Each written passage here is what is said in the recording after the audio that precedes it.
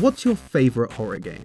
With the arrival of Halloween every year, people are always looking for new spooky media to scream at with their friends, or alone because you have no friends. Well, just for you, my lonely friend, I've made this overly long video talking about my personal favourite horror game. The indie darling of 2010's YouTube, Amnesia: The Dark Descent. I know what you're thinking. This game is old, it's lame, it's not scary, it's just a silly Let's Player game. But I'm going to spend this time explaining to you exactly why it's so utterly terrifying. Let's start right at the beginning with the intro, because it's one of the best of all time. Realistically, in this short section, nothing really happens. Some doors get blown open by wind, some bugs crawl all over, and there are some weird noises.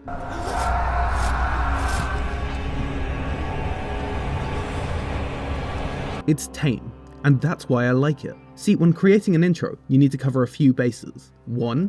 Make your audience interested. 2. Present your tones, themes, and presentation. 3. Don't blow your load. This intro does all three of these things excellently. Firstly, before you actually wake up and get control, you're presented with a short cutscene.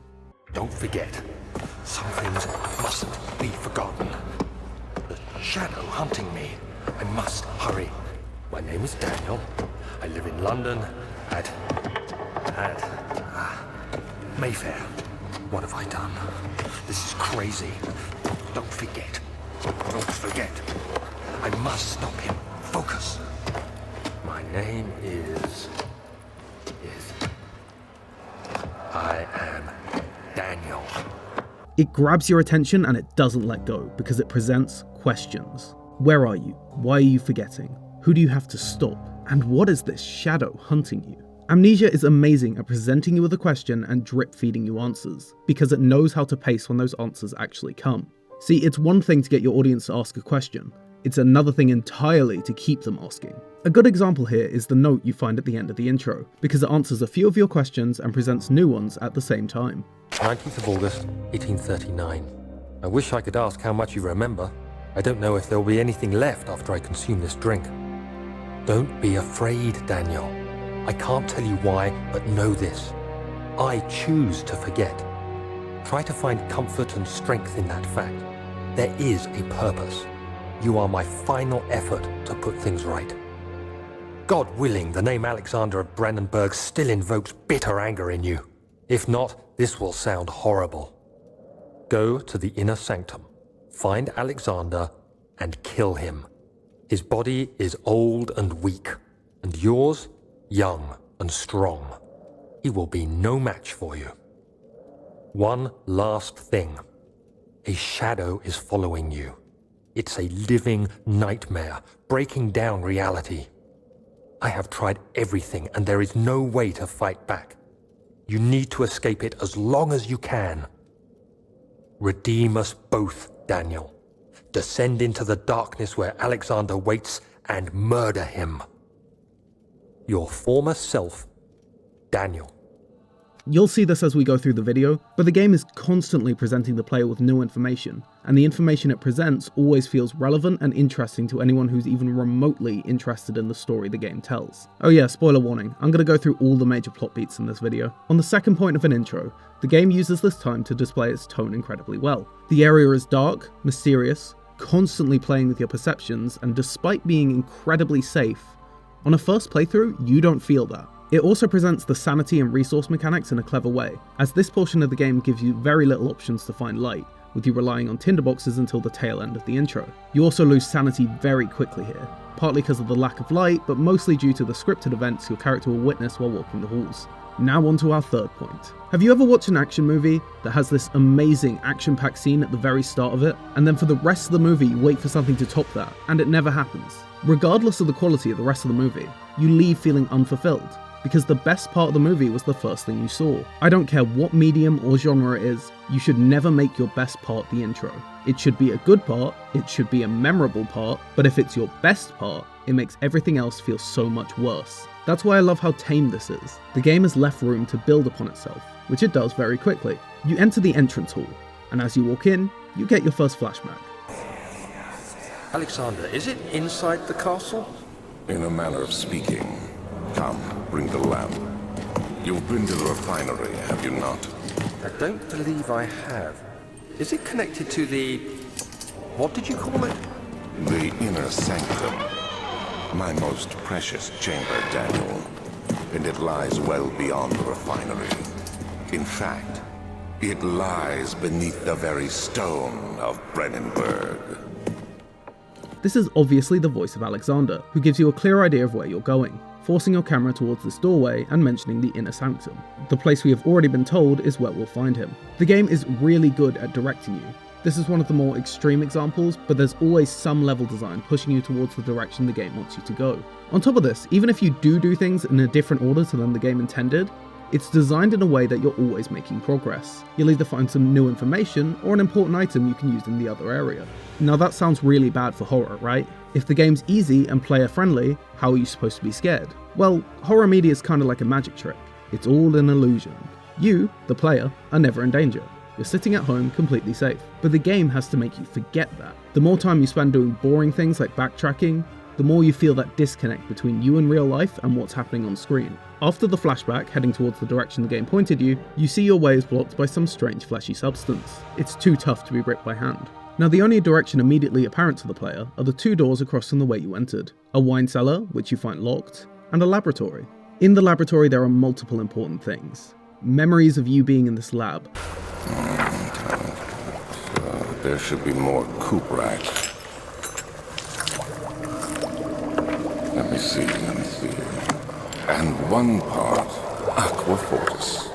A hatch leading down into water where something's thrashing about in your presence. And most importantly, a note detailing failed experiment to create something called artificial vitae. Vitae is Latin for life, or pertaining to life. Could Alexander be trying to create new life? The recipe results in acid, one that's especially potent to organic materials and telling you that the materials are in the wine cellar. The archives is where this game really begins to step up.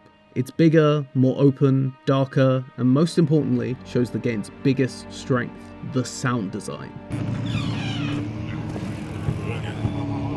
As you walk through the archives, you begin to hear footsteps, inhuman groans, and the sounds of abandoned pianos in the area, seemingly playing themselves.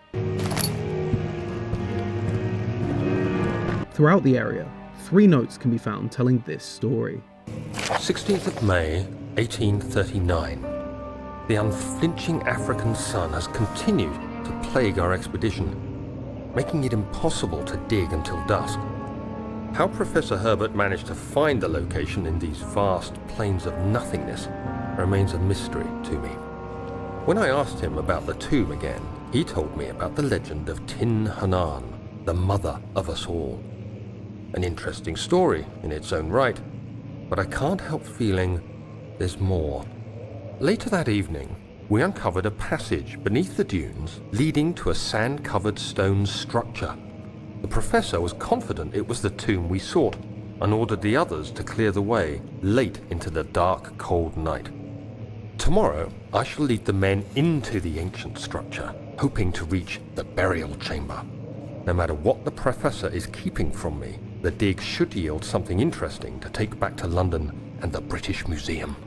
17th of May, 1839. My hands tremble as I write. I feel a need to document my tribulation, for I fear that my memory will fail me if I linger. Today, I took some men and ventured into the dark, ancient passage we uncovered. Our torches burned faintly in the murky air as we slowly made our way underground. The men were superstitious and fearful. They argued loudly, and I felt their strange language getting to me. I mustered my strength and yelled at them to continue down the slopes and broken steps. The crudely carved passage confused me. It looked much older than the 4th century structure we had expected. The twisting path emerged into a great antechamber. The walls were lined with statues unlike any I'd ever seen. Despite their unearthly quality, I felt a strange familiarity toward them, which haunts me still. At the far end of the chamber, a great slab of stone sealed off whatever lay ahead. I gave the order to raise it, and as I pushed through the narrow space, the heavy stone suddenly dropped, sealing me inside. I was trapped. On the 3rd note, You pass out and begin to hallucinate the memory of finding a strange artifact as Daniel speaks. 17th May, 1839. After pounding the unforgiving stone wall for what seemed like an eternity, I realized it was hopeless. I was trapped. I fell to the ground, gasping for air, trying to focus. That's when I saw a faint blue shimmer. My weakened body was heavy to carry, but I managed to push myself toward the enchanting light. It was waiting for me. Enclosed in dark nothingness, I felt myself drawn to the mystic light. I reached out, closing it in my hands. The faint glow escaped my fingers and began to spark brightly and spirit me away, unlocking alien memories of spiraling towers, endless deserts, and impossible geometry. The next thing I can remember is the grating sound of stone being lifted, the voices of the Arabs pulling me to safety, and grasped firmly in my hands was the broken pieces of a most peculiar relic. This orb you found is unclear in its purpose or role in the story, but we know it's going to be significant somehow. The Lovecraftian imagery begins to fill your mind as the strange location is described but never shown. It all gives the idea there's something more to this game than meets the eye. I also just love the performance for Daniel. He's suitably regal, but he's contrasted against the performance of Alexander, who has a lot of power behind his speaking patterns, while Daniel sounds quite pathetic. You break into a room full of books, where you are presented with a simple puzzle. In this puzzle, you pull out fake books to reveal a hidden room. Why was this room hidden? Inside is a key to the wine cellar and this note. Wilhelm and his fools have endangered my research long enough with their absent-minded handling of the human vessels. The sheriff is keeping a watchful eye on the forest and is killing my trusty servants. It's just a matter of time until they follow the trail to Brennenburg. I need to lock Wilhelm and his men up to avoid further investigation from the public. The wine cellar will therefore be sealed off until this matter's been handled. Either the king's men leave, or they will starve. Whatever comes first, they can rot for all I care. Maybe I will feed them some wine. It would, in a sense, solve both of my problems. Something has been done in the wine cellar to these men, and we're about to walk in there and find out for ourselves. But as we pick up the key, we hear the sounds of the door being smashed open. The door to the very room we were just in. It's our only way out. Something just destroyed it, and we have to follow the path of destruction to continue. And soon after, we see it. Our first view of the creature we'll be facing through most of the game, a humanoid figure with features so distorted it's no longer recognizable as a person. Moments before, you can find a note that may explain its purpose, however. The Gatherers. This story reaches all the way back to the time of the 30 Years' War. It is said that soldiers who abandoned their duty got lost in the cold, dark woods and were forever damned to roam the grounds. Their bodies wrought by their tainted souls have left them disfigured and empty of essence. Many have cited them over the years and described them as horrid revenants. They move silently through the woods, shying away from any beholder. They are called gatherers, as they seem to follow some ambition to steal living creatures. It is their prey which can be heard struggling inside damp burlap sacks dragged behind them, which reveal their presence. What dark scheme do they follow? As you put the pieces together of how this story connects to the thing you just saw, you know the horrors that this creature has already committed, and what it plans to do with you. Bleh, it's me, Dracula, here to tell you to subscribe to the filthy YouTube channel, or you'll be shot into the sun. I will drink your blood, bleh. Leaving the archives, the room begins to shake. A loud, monstrous sound is heard, and that same fleshy substance appears in the walls and floors around you. It's almost hostile, spitting at you as you walk past, causing minor damage. As we move towards the wine cellar, a place even darker and more disturbing than before, now is a good time to discuss how this game handles survival mechanics. Throughout the game, you'll pick up and use 3 different resources, these being tinderboxes, lantern oils, and laudanum. Lantern oil is used to light your lantern, allowing you to have a controllable mobile light source, but it's rare and it burns quickly. Tinderboxes allow you to light static candles and torches scattered throughout the locations. They're more plentiful, but the lights are unmovable and cannot be put out once they're lit. Laudanum is a real-life medicine made of heroin, and is a health tonic that will slightly increase your current health. And while health is important to stay alive, it isn't the thing you'll be focused on for most of the game. That goes to sanity. Sanity is the measure of your mental state, and it will lower by witnessing disturbing events, standing in darkness, or looking at enemies.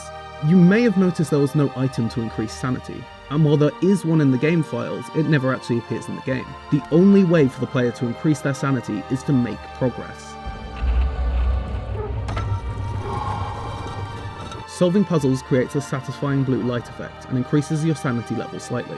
This creates a balancing act, where in trying to maintain your sanity, you're pushed even deeper into danger in order to restore it by making progress. Low sanity begins to distort your vision, cause disgusting noises to play, and causes you to hallucinate. Low sanity is designed to be detrimental, but not impossible to deal with, as it's inevitable. But if you ever reach 0 sanity, you'll collapse to the floor, and any nearby creature is immediately alerted to your presence. This game does the survival aspect of survival horror so well that I think it's only been beaten once, and that's with the Resident Evil 2 remake, which scales its difficulty with how many resources you currently have. Upon entering the wine cellar, we are met with one of the worst performances in the game. Where did the Baron go? Who cares? He left us enough wine to last us a lifetime! Or at least until tomorrow! Yeah, there's not much defending that, but hey, they don't stick around for long. Like I said before, this area is the darkest yet, and the sounds have gotten even worse.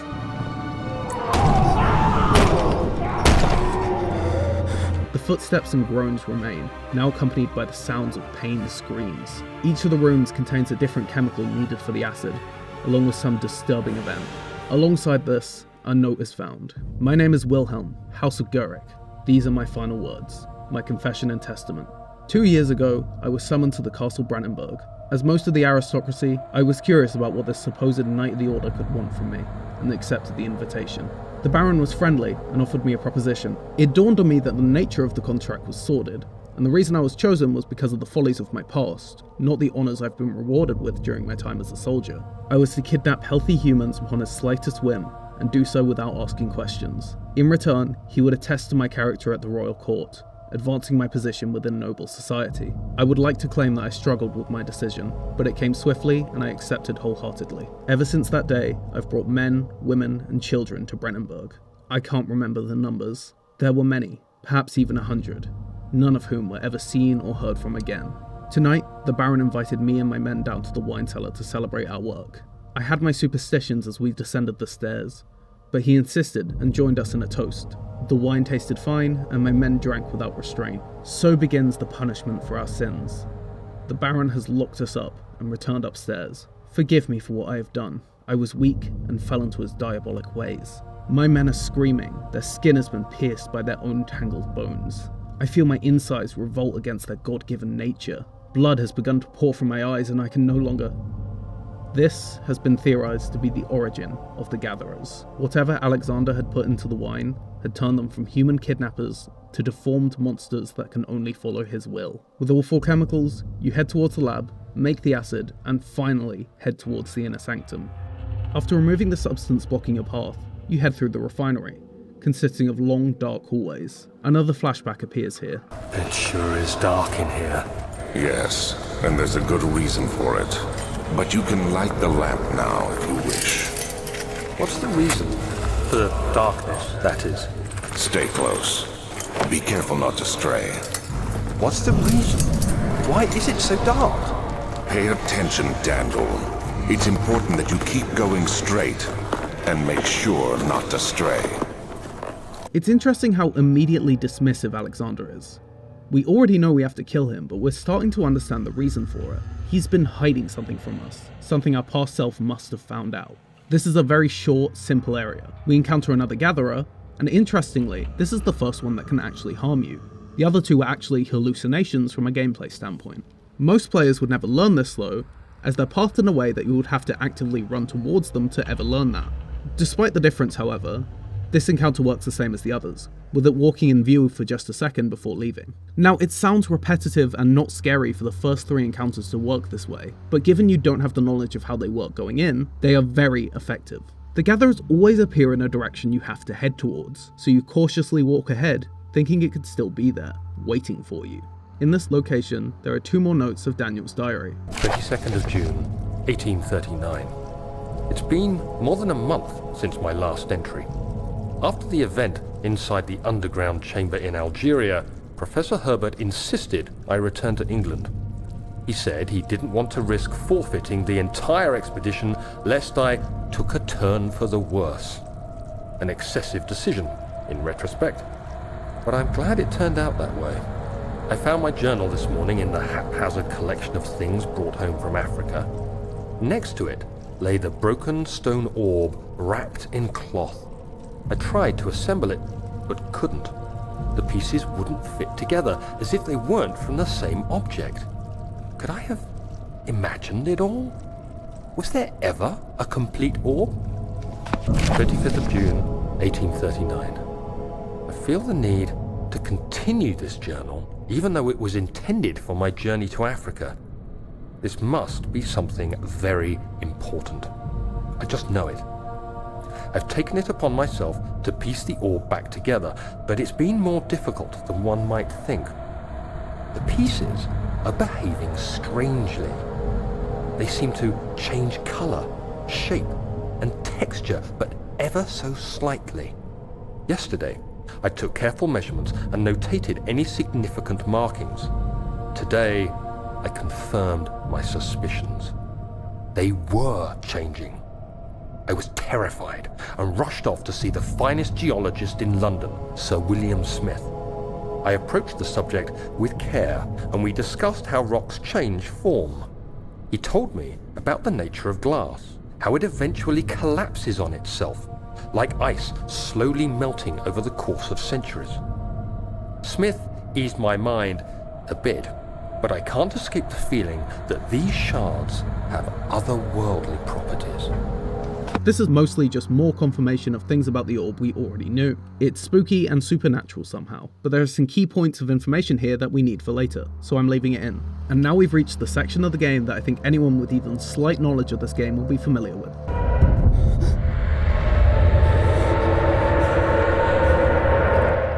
The water monster was hinted at once before, in the hatch in the laboratory, but now we're facing it head on, and it's our first real threat. The way it works is simple. It's an invisible creature, only locatable with the splash it makes with every movement. It can only harm you while you're in the water with it, and the room is full of boxes that you can stand on, but there will be moments where you have to step in the water. The creature follows you slowly, speeding up once you're in the water with it. The bulk of the gameplay here is to use a few simple door opening mechanisms in order to get through.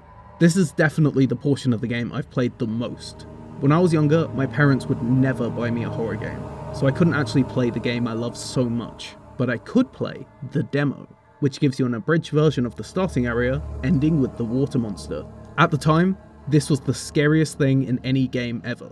Now, this doesn't even hold a candle to some of the upcoming sections. That being said, I do love the concept of having to bait the monster with dead bodies, and then having to stand in the water, desperately spinning this hand crank to get through the door. It's both thematically relevant to the game's story, and creates a sense of anxiety as you work against the clock. The sequence also ends with a chase, which is tense, but ultimately pretty easy, and it leads out to our second hub level, which is a great chance to talk about structure.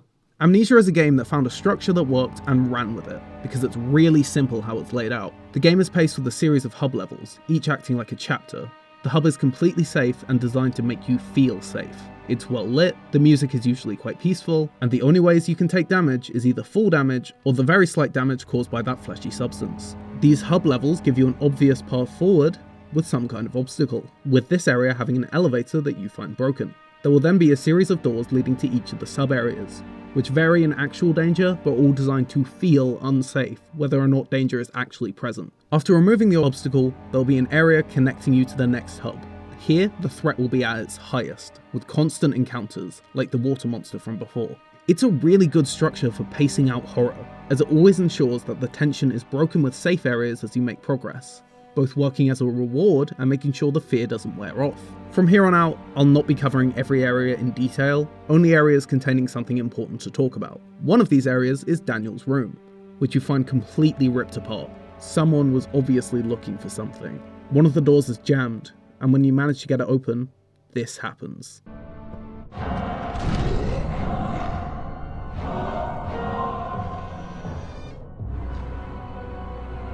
This isn't guaranteed to be your first encounter with the Gatherers being an actual threat, but it was in this playthrough, and I think it's a perfect introduction. It's short and sweet, it makes sure you know to hide instead of run, and it tells us a couple things about it. Firstly, the way the creature enters briefly only after you loudly open this door, and then turns around and leaves, gives the impression that these things aren't just mindlessly wandering, they're actively searching for something.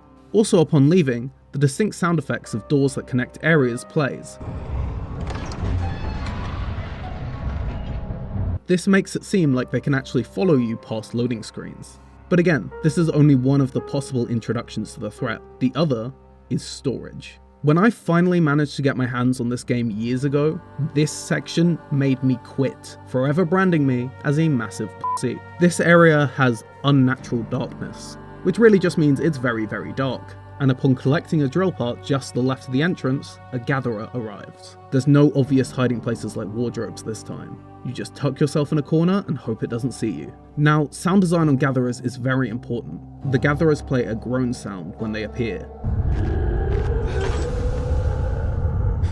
making sure they're always known to the player and won't unfairly kill you. There's also a music cue when they're present, but something important about this cue is that it doesn't die down for quite a while after they're gone, making sure you don't know exactly when you're safe. This, tied with extreme darkness, leaves you in bated breath every time, making you crawl around the area on your hands and knees.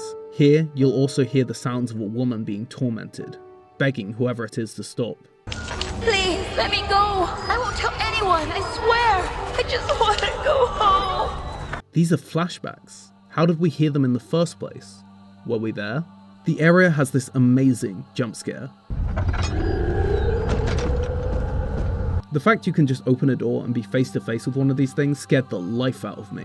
When you make further progress, the gatherer will leave this room and start patrolling the area. And even when you get away from that one, another one spawns in your path. Going from almost no encounters to 3 in one area is a huge jump and makes for a sense of dread going forward. We do get a break, however, as we use the items that we found in the other rooms to solve some pretty easy puzzles in the machine room, a place that's mostly safe to walk around. The puzzles in this game are really well designed.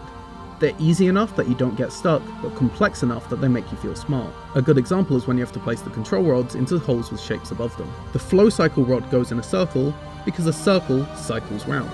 The Trinity steam rod goes in the triangle because triangles have 3 points. And the 4-phase amplitude rod goes in the square because squares have 4 points. It's not rocket science or anything, but it's not holding my hands. It's letting me feel like I figured something out, even if that something's just counting corners and shapes. Here are 3 more notes from Daniel. 5th of July, 1839. Today I went to the university looking for answers. I was able to sneak into Herbert's office and pick up an address book along with some relevant textbooks. Professor Taylor at the Faculty of History was very helpful, and I managed to approach the subject of the orbs. The most interesting aspect was the prevalent trace they had left in our culture. The mythic orbs may, in fact, have inspired the globus cruciger, which so many royal regalia holds to this day. In ancient times, the orbs were held by priests as a symbol of the sun and its power. As I was leaving, I overheard a disturbing conversation. Sir William Smith, the geologist, was killed last night. Less than a fortnight had passed since I'd asked for his expertise. I know it's silly, but I can't help feeling responsible somehow. 14th of July, 1839. I've read every book I can find on the subject. While rich in legend and hearsay, my knowledge is lack for the insight I crave. I've sent letters to many in Herbert's address book and received answers of varying importance. Today, I got one which differed greatly from the others. From a baron in Prussia. He said nothing about the quaint stories of priests in underground temples. He didn't even mention them. He simply wrote, "I know. I can protect you. Come to Brennenburg Castle. Signed, Alexander." What am I to make of this? Protect me from what? Is someone after me? I looked up Brennenburg and traced it to the Prussian woods near the Baltic Sea. While being the least informative letter I've received, it causes me greatest distress and interest. As I write, my thoughts are drawn to my nightmares in which a most disturbing sound calls to me. A sound defying description. A voice from the void.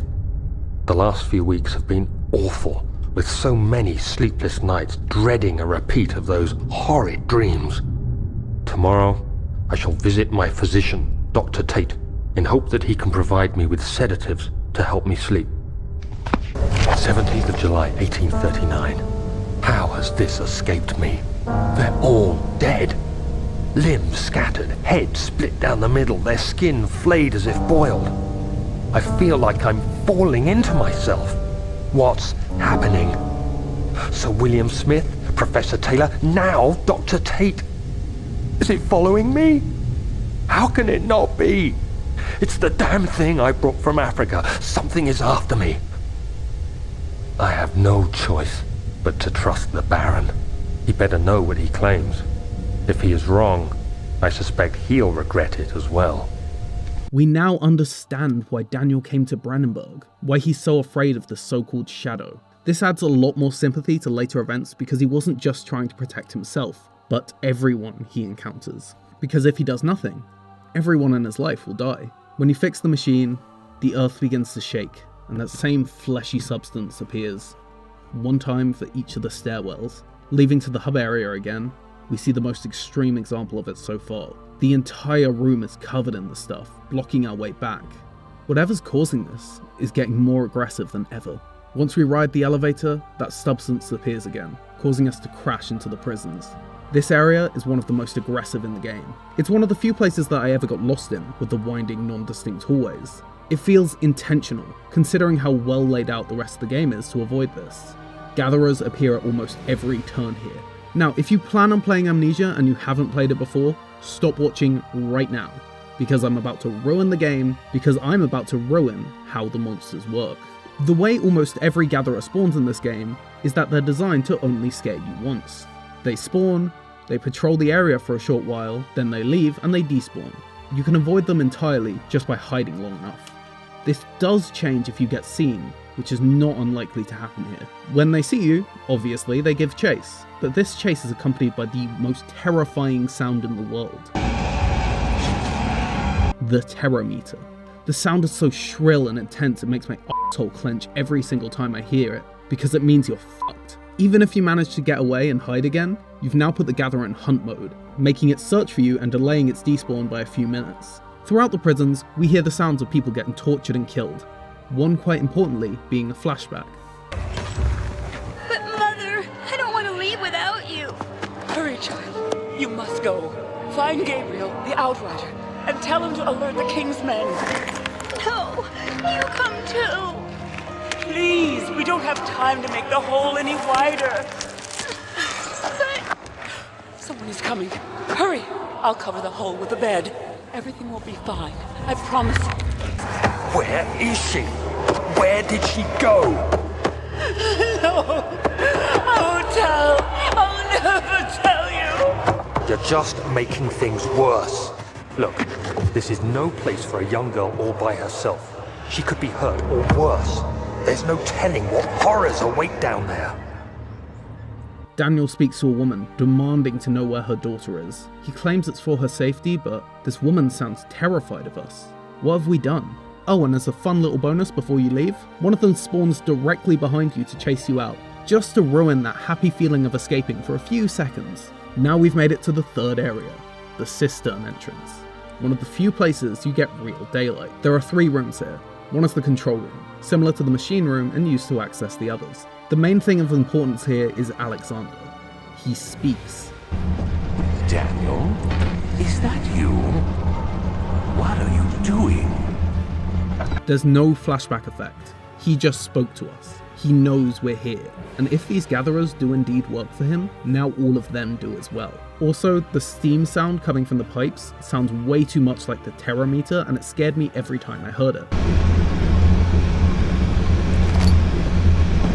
The morgue is where we find a vaccine against the fungus. Constructing a makeshift needle, we take blood from a corpse, injecting it onto ourselves. This is a good time to mention that the corpses in this game look really awful. They can take you out of the experience fast with how obviously fake they look compared to everything else. I'm also not sure how much of them I can show you right now because they have their wieners out. Upon taking the blood, we lose a lot of sanity, and something starts smashing at the door. You have 2 rooms to hide inside, both filled with corpses, draining your sanity as you wait inside. But this isn't the gatherer grunt you're used to. This is a brute. Now, it's not confirmed where brutes came from, whether or not they're made in the same way as the other gatherers, but my favourite theory is that these are the victims of the Shadow. Daniel described the victims as head split in half and limbs scattered, and the brute is defined by having its face be a toothy gaping wound splitting its head in half, and having a large blade in place of one of its arms. They also apparently appear behind bars in the prison section from before, but I never encountered them.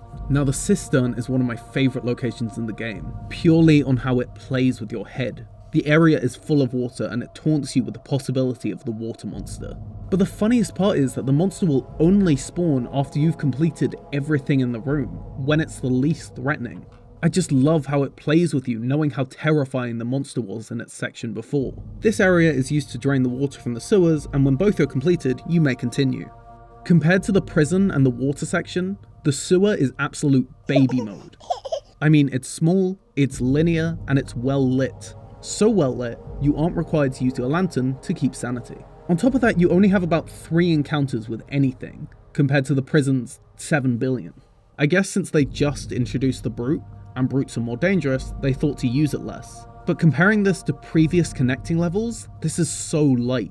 That's not to say there's no good ideas here though. Near the end of the sewers, there's a brute standing guard in the direction you need to go. Unlike other gatherers, this one will not leave or despawn, so you need to bait him away with a rock, quickly circle around the room and sneak behind him. It makes for good tension because you have no idea if it will turn back. Much like the prison, this level spawns an enemy behind you as you try to leave. However, because I was trying to collect footage, I looked behind me and died. So death is one of the worst things about this game. Most of the game is designed around never actually killing the player, but there are times where you can die while playing, and there is 0 consequence. Seriously, dying is meaningless. Instead of reloading a save, the game instead decides to teleport you a few rooms back, saving all of the progress you made in those rooms. You don't lose items, you don't lose much time, and whatever killed you despawns. If anything, this game rewards you for dying because it just takes away the obstacle. This is a baffling decision that ruins the game the second you realize it. Upon escaping the sewers, we have reached the worst part of the game. I love this game, but it tanks so hard at the finish line, so this is about to get incredibly negative. In this new area, we meet a friend, Heinrich Cornelius Agrippa. Help me. Who's the switch? Yes, for the first time across the entire game, we get a friendly NPC, this mouthless, tortured soul with a German accent. Agrippa's been mentioned in documents across the entire game. He's a historical figure who briefly disappeared near Brennenburg a few hundred years ago. He, much like you were, was working with Alexander, attempting to open a portal to another world, but he betrayed him. So Alexander cursed him with eternal life inside this tortured husk. Conceptually, this is cool and good horror, but here's the issue. Agrippa is so charming and likable. You got the doors open? Good going. I knew you could do it. He's chill and relaxed and generally good-natured, and it kind of destroys the tension. I know these hub areas were built to lower tension, but here it just goes way too hard in the other direction. Here, we're tasked to collect 6 pieces of Daniel's orb in order to get through to the inner sanctum. The first room I ended up exploring is the chancel, the way through to the inner sanctum. It's a really cool looking location, giving hints to that otherworldly architecture, but it has multiple issues. The game gives you a long flashback, but for the first time in the game, a gatherer will appear during the flashback. But here's the messy part. What I never found out here is that during flashbacks, monsters can't see you. And with the walkway being so narrow, the intended design is to use the flashback to slip past the gatherer here. I cannot be alone in thinking that's incredibly silly. On top of this, I never knew this was a feature. So it was just kind of this awkward chase where I was running away for a bit when it didn't see me, and then when it started chasing me, I just left the area and came back. In this area, we find this note. 12th of August, 1839. Banishment ritual is taking longer than expected, and we have to do what is needed. I spend my time helping out the prisoners. Being around these degenerates makes me ill. None of them even tries to face their punishment with any kind of dignity. They taunt me with their lies of innocence and their cowardly pleas of mercy. What can make a man fall so far from the grace of a civilized existence? They are all wicked men, and I remind myself of it constantly. Still, I am thankful for God sending these monsters our way, as they will serve as the instruments of my salvation. I tried to study the different tools in the torture chamber and learn how to use them effectively. Last time was messy, and the effect suffered from my inexperience. When the next warding is to be performed, I shall be ready. In this chapter is where Daniel's actions get revealed. He feels no sympathy for these people. In fact, he's disgusted by the idea they would want him to. He justifies his own horrific actions with their past crimes as he gleefully tortures them for his own salvation. I'd say this is the strongest thing about this chapter. As you travel through the other areas, each of the orb fragments are found in a torture chamber, where you get flashbacks to the horrific acts Daniel committed. Each of the rooms have a distinct torture device, where you can click it and get white text giving the final moments of each of these victims. They're only named by their crimes, giving you an insight of Daniel's justification of his actions. He never thought of them as people. Now, let's talk about the areas themselves. The first is the transept, a wide open room with 3 of said torture chambers and a stairwell in the middle leading to a study. I like this design. Wide open spaces are one of the things that we as humans are evolutionary conditions to be afraid of, because in an open space, you can't hide. In the study at the top of the stairs, there is a note which reads, "There are quite a few things to be said about torture. I had figured that the reaction I would get from humans would be highly individual. Thankfully, this is not the case. The humans all had a very similar approach of dealing with physical pain and the terror of anticipation. I can't stress enough the importance of restraining the victims before proceeding. Even the most timid creature can break out in fits of violence when their strength exceeds their expected prowess. If proper care has been put into breaking the victim, this should not be a problem, but it will also hinder the effect I'm after.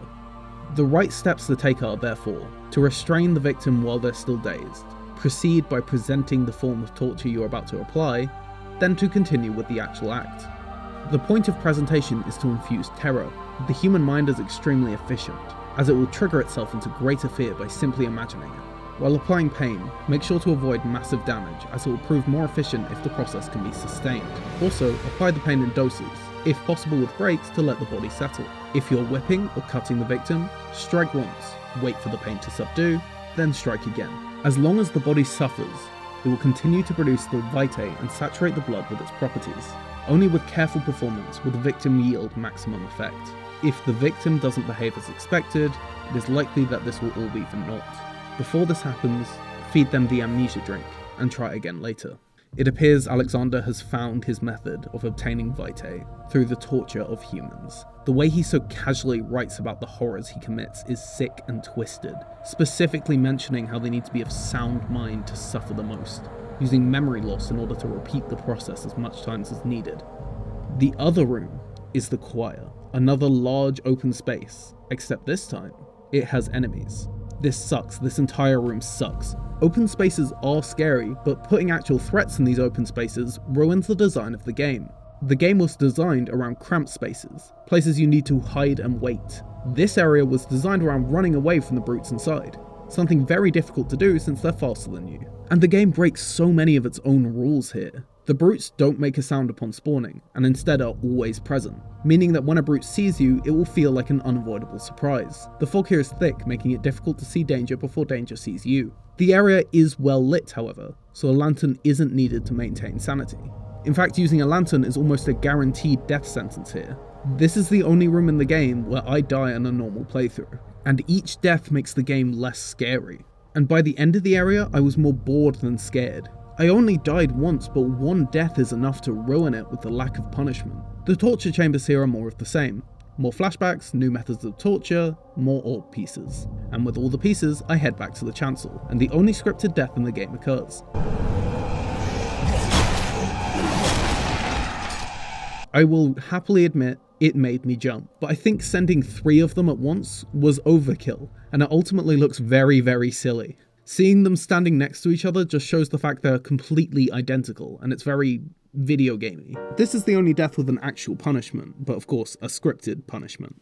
You end up in a jail cell that you need to escape through, with some decent puzzling, and once you escape, a chase, very similar to the one in the water monster section, begins. This is the Shadow, the unknown entity hunting you, the thing that chased you through the water, the thing that blocked your escape from the castle, the shaking of the earth, the otherworldly groans, the patches of pink flesh that appear in your wake. It's an unstoppable force of nature, and understandable to why Daniel fears it so much. Contact with the Shadow itself will always end in an instant death. If you survive, you find the hub area, now half destroyed and changed, holes in the walls and rubble covering the other sections. The castle is about to fall apart. In this new version of the area, we find Daniel's most haunting diary entry. 18th of August, 1839. Tonight, we will unlock the power of the orb and ultimately banish the shadow hunting me. I feel it closing in on me and I fear for my life more than ever. Just outside Altstadt lies a small settlement where Zimmerman, a dairy farmer, lives with his wife and 3 children.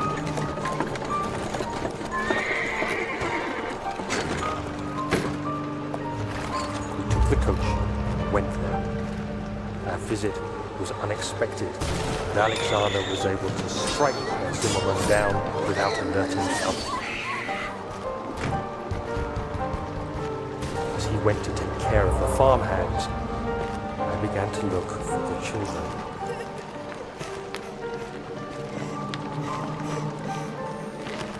We should have more than enough prisoners to finish the ritual now.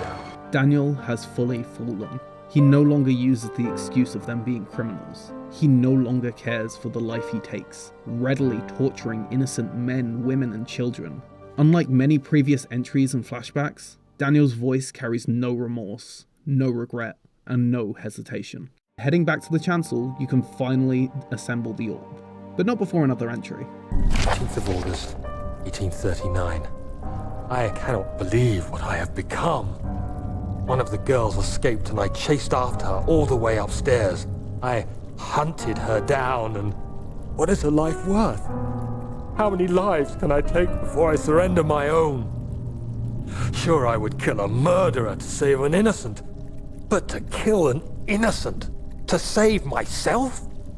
A cold-blooded murderer. It's theorized that the sounds heard in the storage section of the game was memories of this event. Why are you doing this? Get away from me! It's also likely that this is the daughter of the woman Daniel interrogated in the prison. But Mother, I don't want to leave without you. Hurry, child. You must go. Find Gabriel, the Outrider, and tell him to alert the King's men. No, you come too. Please, we don't have time to make the hole any wider. But Someone is coming. Hurry! I'll cover the hole with the bed. Everything will be fine. I promise you. Daniel pretending to help in that position now gains new meaning, because we know for a fact he was being disingenuous. Assembling the orb and jamming the machinery, we can finally make it through the gate and towards Alexander, the shadow now closing in on us more than ever. It's here we get the final diary entry. 19th of August, 1839. It's not fair. I'm not to blame. I've been manipulated by that demon. He played my guilty conscience and duped me into facing the shadow alone. That vile, conspiring man. He expects me to meet my death as he steals power beyond imagination. Alexander, I will kill you for what you have done. If only the shadow had caught me in London or Algeria, I wouldn't have to suffer this humiliation. You made me a murderer, a monster. And now, I merely await my death. I am too weak to press on. I can hardly stand as my knees fail me. I cannot see as my eyes are dressed in tears. I am as broken as the men I've tortured. If only I could wipe my fear away, as we did with them. While it's undoubtable that Daniel would have never done this if he hadn't met Alexander, he places all of the blame on Alexander, framing himself as the innocent who has been corrupted, completely not at fault. His drinking of the amnesia potion wasn't in order to undo what he has done like he claimed at the beginning, but an act of cowardice, a way to absolve himself of every horrific act he committed. We finally face Alexander. He spouts pseudo-philosophical garbage at us. Good and evil. Such comforting concepts, but hardly applicable. And honestly, I don't like it. You hear it a lot throughout this last section, with Alexander trying to convince you to stop, but he's always speaking against Agrippa. I feel like it would have been much more effective for this game if he began speaking about us and the things we have done, framing his manipulation around the guilt, but he never does. We have 3 choices for 3 endings. We can knock down the pillars, preventing Alexander from escaping to the other realm, where he'll be killed by the Shadow and Daniel will be allowed to leave. It was my greatest triumph, and I never looked back.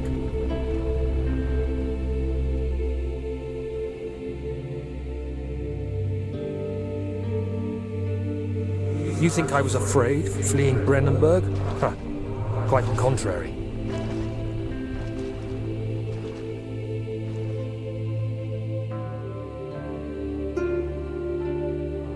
I knew it was my purgatory, hellfire made to wash away my sins.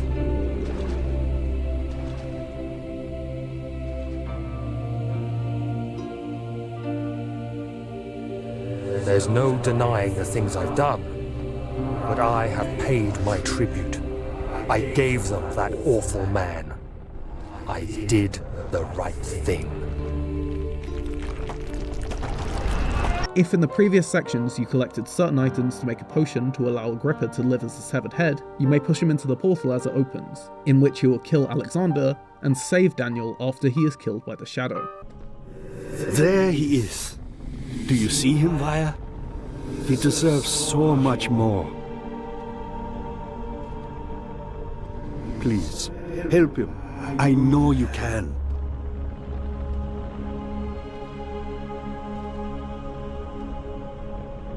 Don't worry, Daniel. It will be all right.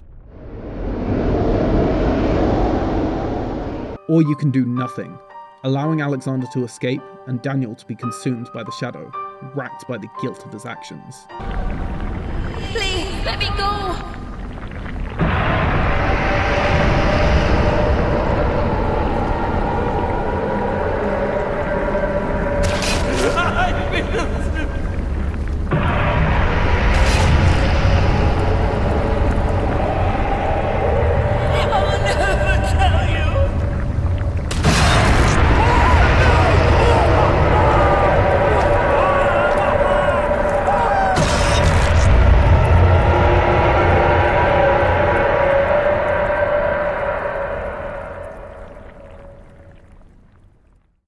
Thank you, my friend.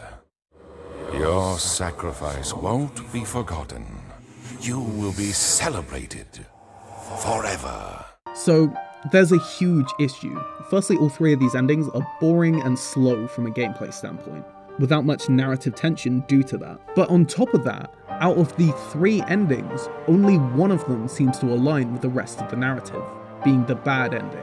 I feel like having Daniel be redeemed and escape his punishment really fights against the point of the game. The point of this story is Daniel's descent into darkness, both in literal gameplay terms and in his past actions. Watching him be punished for it all is a good ending to the story. The problem is, it's considered the bad ending, and it's the ending that allows Alexander to escape. I feel like the better way to do this would have been to have Daniel die in all 3 endings. You cannot escape your past. Your choice is, will you do the right thing in your final moments? Overall, despite its flaws in the last act, I really think Amnesia remains the best horror game of all time. But unfortunately, it fell to the curse of being forever the game that all the Let's Players played in 2012. Especially with most of those Let's Players playing custom stories which were much worse in design, and lowering opinions of the game by being most of what was played at the time. Have a happy Halloween, remember to like and subscribe, my name is Filty, and I will see you later.